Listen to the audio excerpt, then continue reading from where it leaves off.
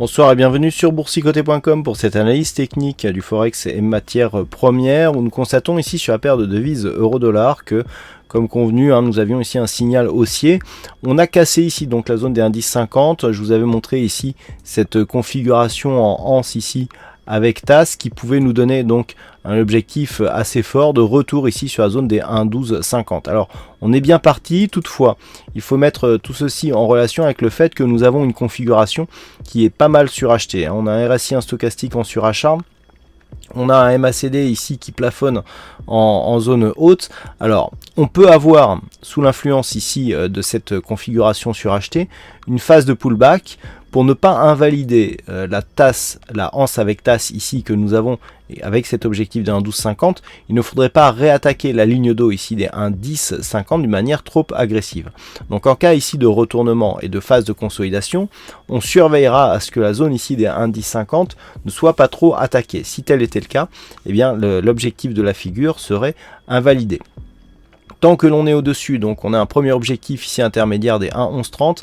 Alors ici, on peut quasiment considérer que l'objectif a été atteint puisque lorsque nous regardons ici, il y avait eu des petites attaques, notamment juste avant la rupture définitive de cette zone des 1,1130.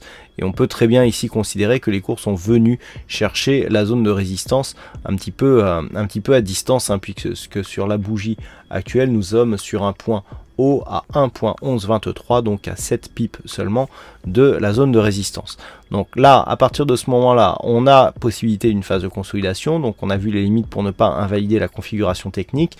Si nous avons, suite à cette configuration, d'une manière directe, une rupture de la zone des 1.1130, eh bien nous serons sur une dynamique qui permettra potentiellement un retour ici sur cette zone des 1.1238.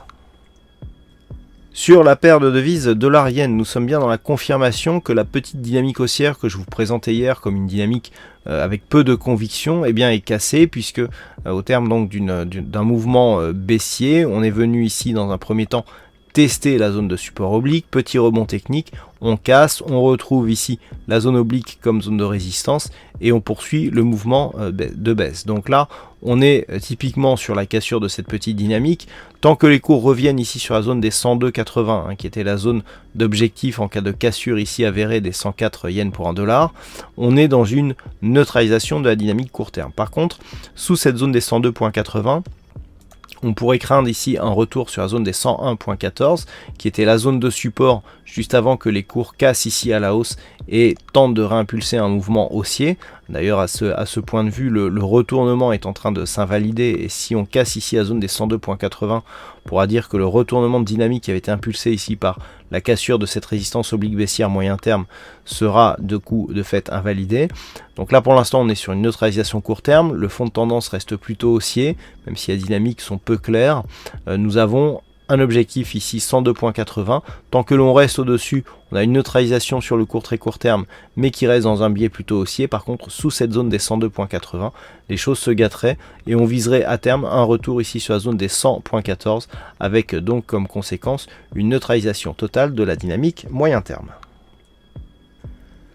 Et enfin sur l'or, je discutais avec des membres ce matin sur le chat, avec notamment certains avec des idées de short. Moi je disais que les cours ici, personnellement j'attendais un retour sur 1309.75 pour éventuellement prendre une position contrariante. Alors on y approche, on s'en est approché. Regardez comment la bougie ici est venue s'approcher de cette zone des 1309.75. On a marqué un plus haut à 1308, 1307.97.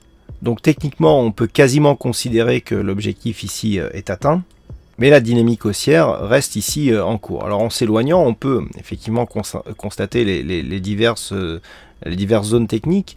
On a eu dans un premier temps donc cassure du 23,6 ici, puis du 38,2. On est venu directement chercher la zone 50,61,8, retour ici sur la moyenne mobile 20 exponentielle, ici sur cette phase. Donc ici, on avait potentiellement un point d'entrée, et donc sur la suite du mouvement, eh bien boum, on vient directement, quasiment, chercher l'objectif. Donc là, on est sur un signal qui est très très fort. Certainement que l'objectif devrait être atteint prochainement. Après, vu la configuration, on est quand même sur une configuration ici où le RSI est en surachat, idem pour le stochastique qui nous offre d'ailleurs un début de divergence baissière. renforcé par le MACD qui devient hésitant. Alors attention, l'or est un actif qui est très directif. Regardez ici sur cette phase.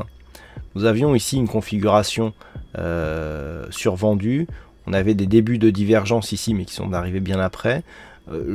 Jouer les positions contrariantes sur l'or, notamment avec ici ces deux bougies qui étaient totalement hors bol, et cette configuration survendue, vous voyez que là on n'avait que très peu de potentiel, et on avait encore même le potentiel de perdre, puisqu'on a continué à descendre, c'est-à-dire le signal est venu bien après. J'attire votre attention là-dessus parce que c'est pas parce qu'on est en surachat ici sur cette phase que l'or ne peut plus continuer à monter. On a cette approche de zone horizontale. Donc l'approche d'une zone horizontale, renforcée par le fait qu'on est en surachat, oui, on peut effectivement potentiellement avoir un rebond, en tout cas une phase de consolidation suite à un contact de cette zone de support. Mais c'est pas du tout garanti à 100%, et la configuration technique, je dirais, va plutôt dans ce sens, mais l'or est tout à fait capable de traverser ici cette zone et de venir directement ici sur la zone de trendline qui se situe approximativement à 1323 $ l'once. Donc attention, on est sur une dynamique haussière qui est très forte, on a un surachat certes, mais l'or qui est très directif peut continuer à monter malgré ça, et c'est simplement sur un retournement et sur une phase de baisse un peu plus marquée qu'il sera possible potentiellement de jouer un retour contrariant, par exemple en direction de cette zone intermédiaire ici des 1282 points. Mais pour l'instant, on est dans une grosse dynamique baissière et haussière, et l'objectif reste un retour ici sur la zone des 1309,75. Voilà ce que l'on peut dire sur ces analyses techniques Forex et matières premières. Passez une bonne soirée, bonne chance au prochain trade, et on se retrouve donc dès demain pour d'autres analyses techniques sur le site boursicoté.com.